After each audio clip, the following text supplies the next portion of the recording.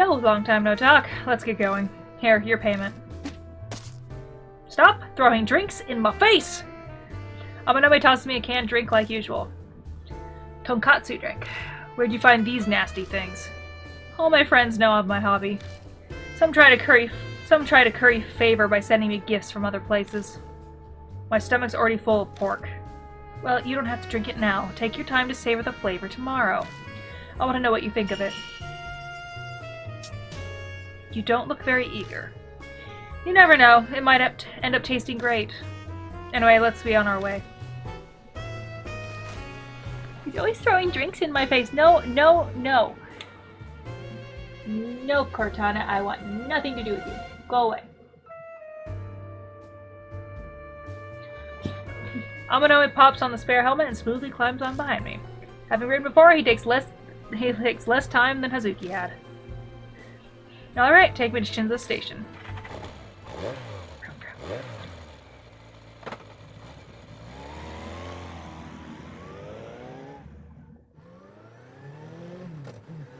I drive down the empty road headed toward the center of Shinzo Ward. The bright building in front of me, Moon Tower, points me in the correct direction.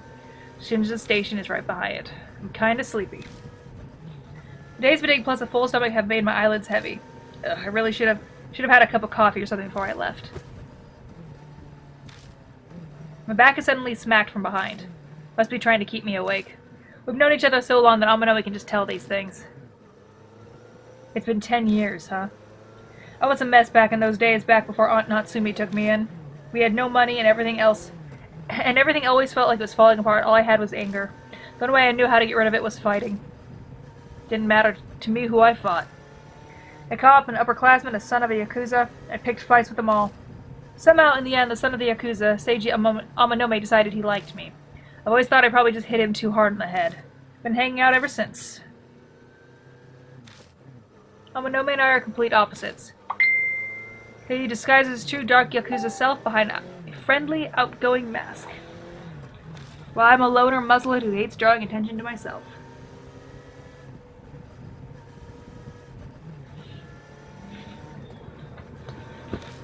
Even our clothing preferences are opposites. He goes for white and I only wear black. And I wear red! And black! But mostly black. Today's just one of those days. The only thing I can figure out that we share is our lack of common sense. We're both broken in some way. So am I! Can I join your group, please? The low rumble of the engine echoes through the vacant business district. We're almost to Moon Tower.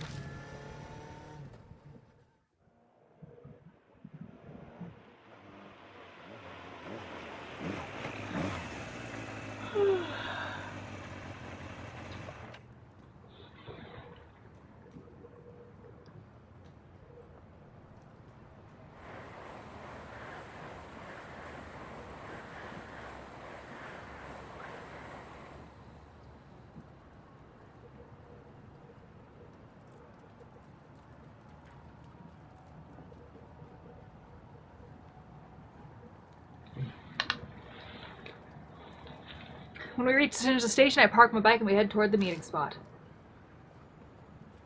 It's fancy. The place Bond picked out is a raised passageway nearby. It's packed with pedestrians during the day, but right now it's completely empty. I can see the moon tower rising out of the darkness when I peer through the metal fence. I don't think you have to peer through the fence. I think you can just look above it.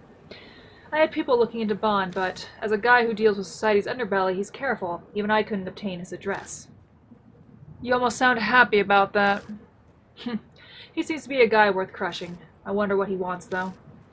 He was surprisingly concerned about what we were doing at Yamato's shrine. Let's hope he tells us the right things. If it comes down to it, I'll just beat it out of him. Jeez, so violent, runt. You should study how adults handle things. Don't you agree, undefeated champion of the UG match, Dublin Cade? So you look back into me, huh? Your mother is horror novelist Natsumi Cade. Or I should say foster mother. Her and her sexy voice. Your real mother is her older sister, Satomi. She passed away due to an illness 2 years ago. She wasn't officially married, so I couldn't find out who your father was. Are you stalking me? Hell no. This is insurance. This is to show that I know you very well. I could even let your mother know about your little part-time job. You son of a... Cool it, Dublin. This passage has security camera. We won't be able to get out of it if you hit him, and you'll end up wearing Ms. Natsumi. Let me handle this. I would really like it if you didn't trouble my friend, Mr. Vaughn. Why are you here? I want to know why you were going after a spirit back at Yamato Shrine. I truly doubt many your age like to dabble in the occult art. We're not exactly against telling you, but in exchange, we'd like to know what info you have on spirits, a mutual exchange. He stayed silent for a while then. Well, fine. You accepted that pretty fast. Information on ghosts doesn't put food on the table. You say that, but you seem eager. It's a grown-up matter. Anyway, hurry up and talk before I change my mind.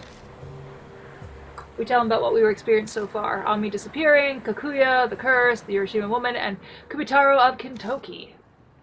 Our stories end when we mention what we saw earlier tonight. Kakuya, huh? I know something about her. Nothing concrete, mind you. Hey, tell us what you know. Who is she? Hold your horses, half-pint. Pint. I don't look it, but I'm still a journalist. I need evidence before I share anything. Give me time to investigate. He speaks quietly, but firmly. I can tell he's not dodging. Fine. But I don't have time. You gotta hurry. I'll try. But rather than focusing on Kakuya now, I'd say Kubitarou of Kintoki is the bigger problem. Aren't you going to die when the time limit expires? It won't be long until those mouths appear again, whispering death into my ears. The terrifying sensation of my skin wriggling and moving on its own. Just thinking about it makes me shudder. Ugh. I'll search for info on Kubitarou as well. He's rather obscure for a spirit, though, so I'm not sure how much I can dig up. Don't expect much. Rather generous of you. I have my reasons. Besides, I'm not running a charity. This thing's gotta go both ways. You need to tell me everything you learn about spirits. And no hiding anything from me. Got it? Yes, that's acceptable. Glad to see you're more understanding than expected, Mr. Bond. Mr. Bond. Hey, I'm a Nome kid. Spirits and the Prince of Threats are different matters. I have other suspects' rumors on you. I won't be generous with those. We can go into all that another time. We look forward to hearing your Kubitarou info. If my friend were to die, by my family name of Amanome, I will chase you down. What a scary brat you are, threatening an adult. Well, I'll be going now. Don't die! But I wanna, no. But I wanna die! Let me die. Bond walks off towards Shinzo Station. Didn't expect him to cooperate that easily. Kakuya is interested in you, so you're a valuable source of information for him. He'll be helpful for the most part. I can't exactly say that makes me happy. Bear with it. It's thanks to his interest that you have access to info and a connection. Oh, that's right. Amanome steps aside and takes out his phone. Hey, it's me. Everyone can fall back. Thanks for your hard work. Sorry about that. What was that about? Well, if he hadn't come to see a reason, I was planning to invite him to my office. An emergency measure, you understand, it's little visible. If your guys are here, then why did I have to bring you on my bike? The minor details aren't important. Come on, I need to take me home. The last train's already left. I end up giving Amanome a ride again. Once I drop him off in front of the office, I drive straight home.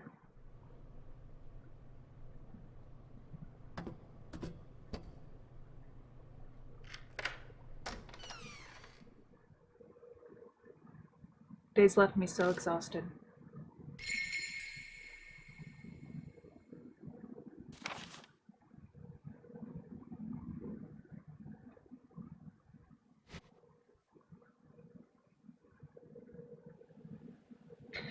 I'm tired. Better freshen up first. Should we? Just a quick shower today. Yeah.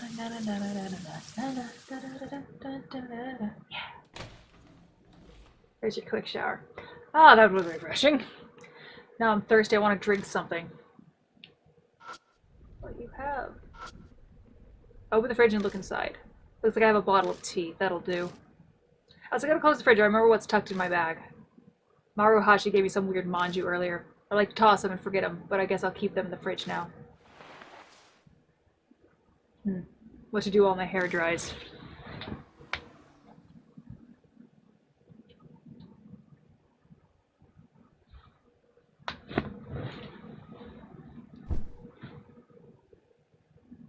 I chug the tea and place the empty bottle on the table. You want to read something? Oh yeah, I was in the middle of a book. There it is. I pick up The Secret Indiscriminate Combat Techniques. Think I'll read this for a while. I'm so tired, but I'm not sleeping. Where did I leave off? Blows to the mastoid disrupts semicircular canals to confirm that your opponent's off balance. Mastoid? Okay. Yeah, that'll do it.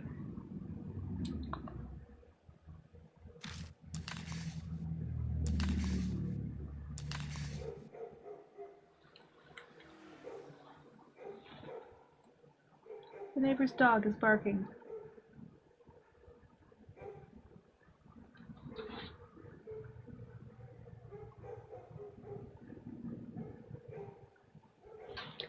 Also, it's not your jaw. Yeah. It's near the jaw, though. I was going back to my school days. Yeah, the mastoid. Kind of just behind the jaw on the side of the tongue. It's like, but you're probably going to hit the jaw if you hit that. Let's just say you're going to get back here pretty good. The neighbor's dogs are barking. What the hell are they barking at this late at night? Open the curtains? Nothing. It stopped, finally. What the hell was that about?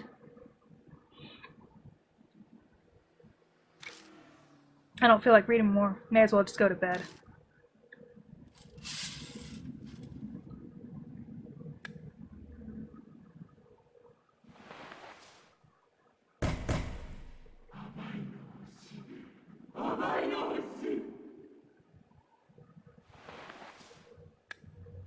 What was that? It came from the balcony. Yes! Finally. This is a weird stain. Could it be like the ones I saw from the Hiroshima woman? No, I'm reading too much into it. Dad, I'll be able to fall asleep right away, but I think I'll lie down anyway. I collapse on the bed and shut my eyes. I think back on what happened a few days ago. Strange things have been happening to me since I started looking into the Hiroshima woman rumor. If that's the case, could the thing earlier have something to do with Kubitarou of Kintoki? After everything that's happened today, I'm exhausted. The sight still being riled up, my consciousness drifts off immediately. I wish mine did last night. I was up for way too long.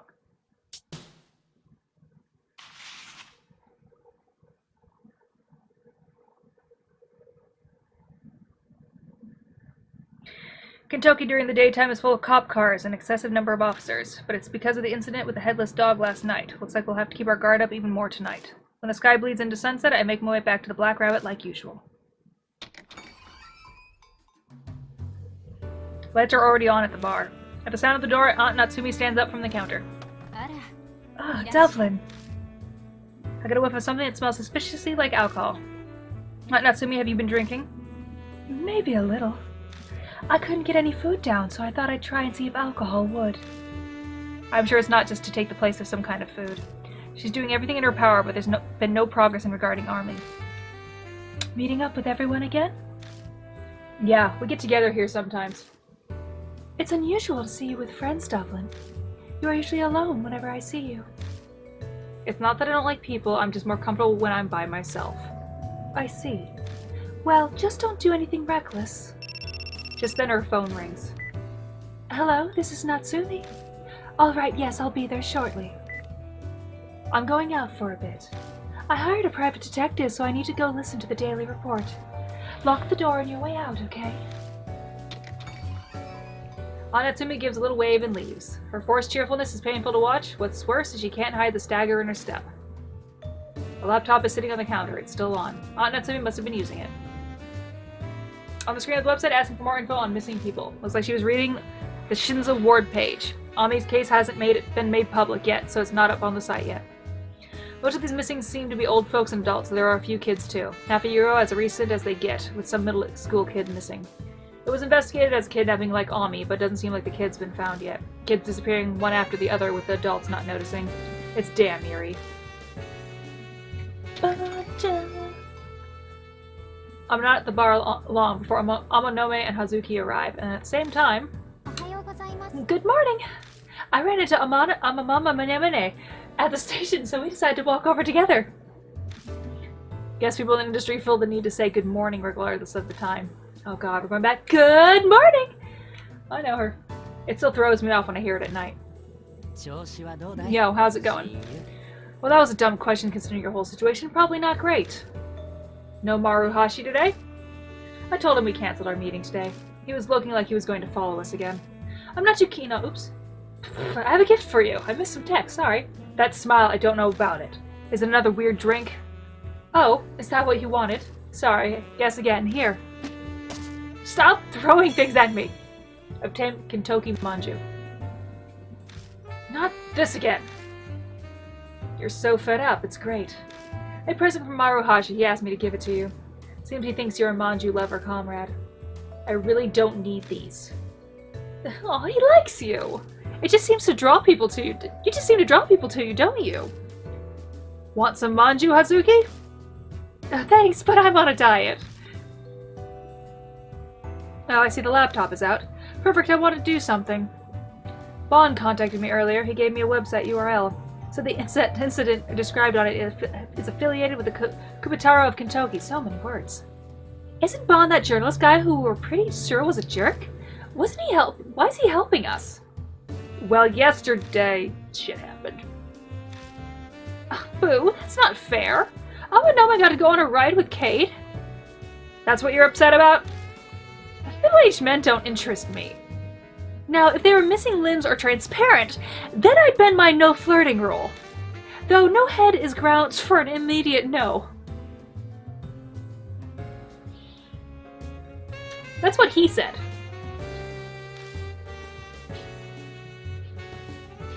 Cut it out. I've had enough of missing heads with Kubitarou.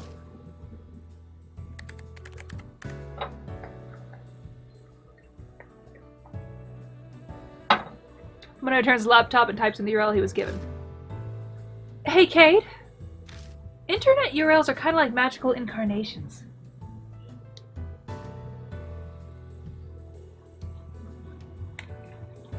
Incantations. Excuse me, incarnations. Incantations. You type in random letters and numbers and websites are displayed out of nowhere. You look like you don't get it. I get that exact reaction every time I say that. Understanding others is so difficult. Hey, stop babbling about dumb things and take a look. A big red letters on the black background is a straight-to-the-point heading. The truth of Kintoki's legend of Kubitarou. Bond says that apparently its webpage doesn't show up with normal search. It's something called a hidden page. I guess that adds to the fun of the horror site. It gives it a sort of secret feel. Adds to the realism. And this is where my job ends. I'll leave reading to you guys. You know my stance on horror stories and the like. Summarize it for me later. That guy really doesn't like ghosts. Rolling my eyes, I begin to read. Hard to roll your eyes and read at the same time. Kubitarou was a large man who lived back when Kintoki was called Kintoki Village. A vicious murderer, he killed numerous people and animals, chopping off their heads. That is the established theory regarding Kubitarou. However, that is not the truth. This writer believes Kubitarou was a large girl of superhuman strength, born to the landowner of Kintoki Village. She was dull-witted but violent, and it appears true that she chopped animals' heads off for fun. But she didn't attack people. The residents considered her a brother, but didn't complain due to her station. Oh, a bother. The residents considered her a bother, not a brother, but couldn't complain due to her station. Behind her back they called her Kubitarou, for her large stature and violent nature. There's a reason why the truth warped into the room of the large man who's a vicious murderer. Apparently, Kubitarou did something that touched on the taboo of the village, and that's how Kubitarou died. Her father silenced the village with a gag order in order to hide the family's shame. Time passed, the truth stayed hidden, and from the scraps of info, a vicious murderer was born. That is the truth behind the rumor of Kubitarou that the people of Kintoki believe today. Info. Not really a horror story. This feels more like a validation of truth. Things like these are nice, too, like a good mystery. No ghost or curses from the dead. I stayed on guard for nothing. Excuse me. So you read it anyway? Well, I was bored. This all feels more believable than the vicious murder story Maruhashi told us. If we assume this theory is correct, then the biggest surprise is that Kubitarou was a girl. Not exactly what you expect from a girl. It's far from what normal boys do too, chopping heads off animals. It does make you wonder though. What did Kubitarou do that touched on the taboo? We could think on this forever. There'd still be no way we'd know for sure. But now I'm curious. Is this connected to the death of Kubitarou? It might be a clue to something like the Urashima woman. No point in musing on this any further. We should go to Kintoki first. Yeah. We decide to head to the station for now.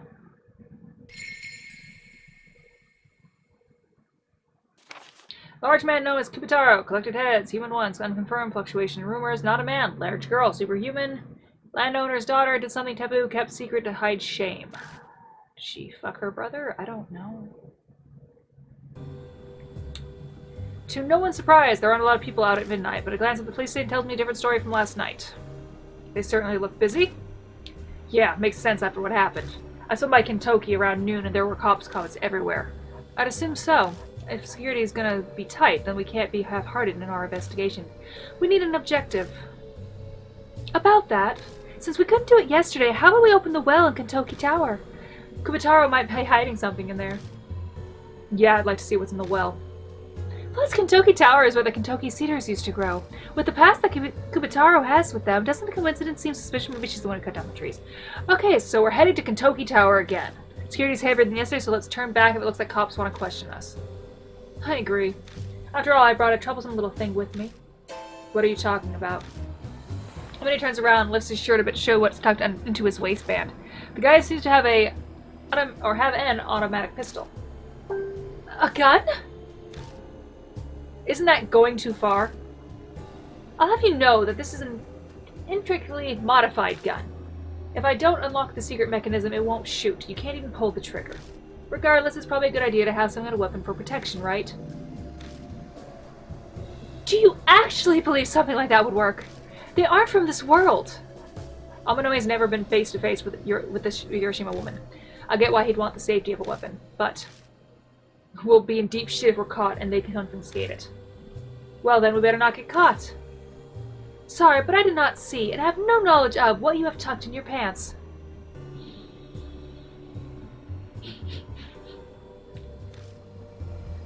That's fine, I'll just say we secretly brought it. We better get going. We still have a ways to go before we reach Kintoki Tower. Amano Hazuki, who do I take with me on the investigation? He's brought the gun, so I'm gonna guess he has it for a reason. Be careful. Oh, you know what? You might find new things at places we've already investigated, so let's check them again. Girl, put on some pants.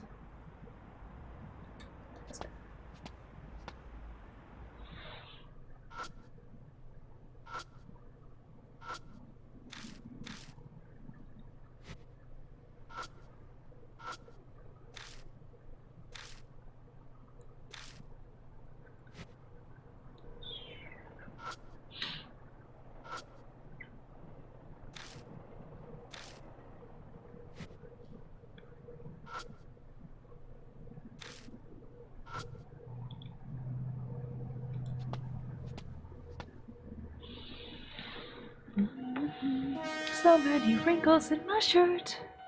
Here comes the train.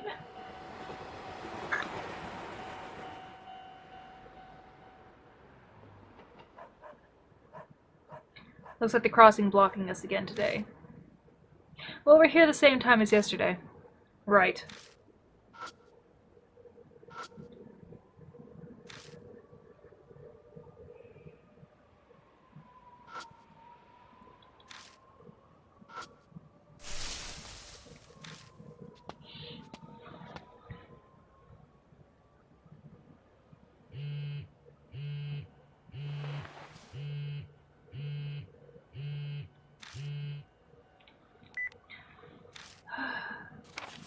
From D-Man. How are you? Remember me? It's D-Man. I've read your next riddle. Decipher it to receive your analysis record. Search the monster that holds up the sky. The monster that holds up the sky. Huh.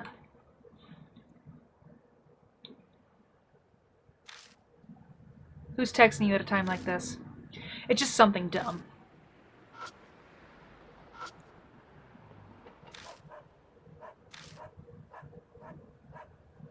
Monster.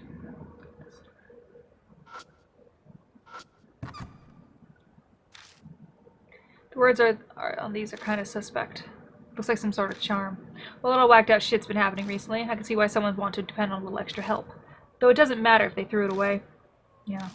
Well, may as well hold on to it. Maybe it'll be useful for something. Suspicious charm. Something that holds up the sky, huh?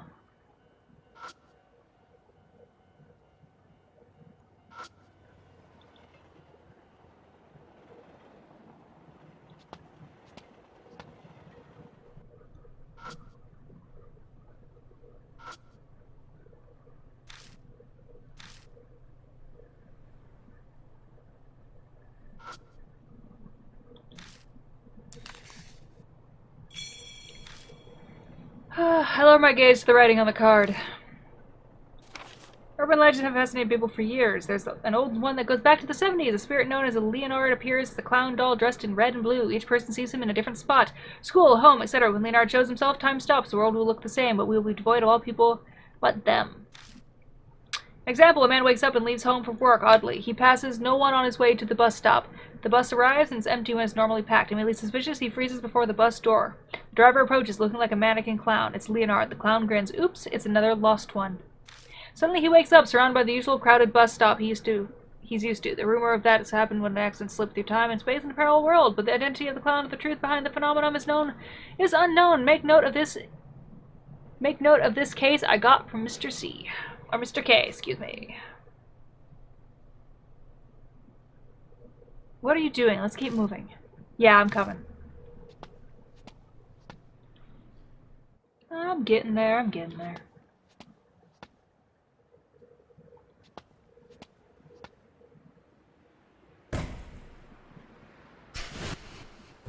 The second I spot the sword, I dart behind the building. Damn, well that's annoying. Probably shouldn't turn on the flashlight now. Wait our time in hopes of an opportunity. 41 North to headquarters. 41 North to headquarters. Over. And you finally hear a voice inside the vehicle. Sounds like they're using a transceiver. Yep, there's definitely someone inside. Want me to speed things up and shoot at him? Quit being stupid. Confirmation from the witness. They said the large dog's corpse was collected by the shelter. Yes, the witness stated the body was found near the trash cans in the 3rd District of Kintoki. The area was splattered with blood, so apparently it was cleaned with rags, which is why traces were found during patrol. 41 North, end of report. I don't know why I'm saying it ends like that. The talking cuts off. Seriously, another dog was killed? 3rd District, we just came from there. Though the route we traveled showed no signs of anything going down. He said something about someone cleaning it. Should we go back and check it out? May as well, we can't get through here anyway as long as he's not moving. If there's a dead dog, that means Kubitarou is roaming around town right now. We might be able to see him if we check out Kintoki. It's a her. Could be new things after last night. Let's check places we already searched today. Hint, hint. Hint, hint. Search things. Search things.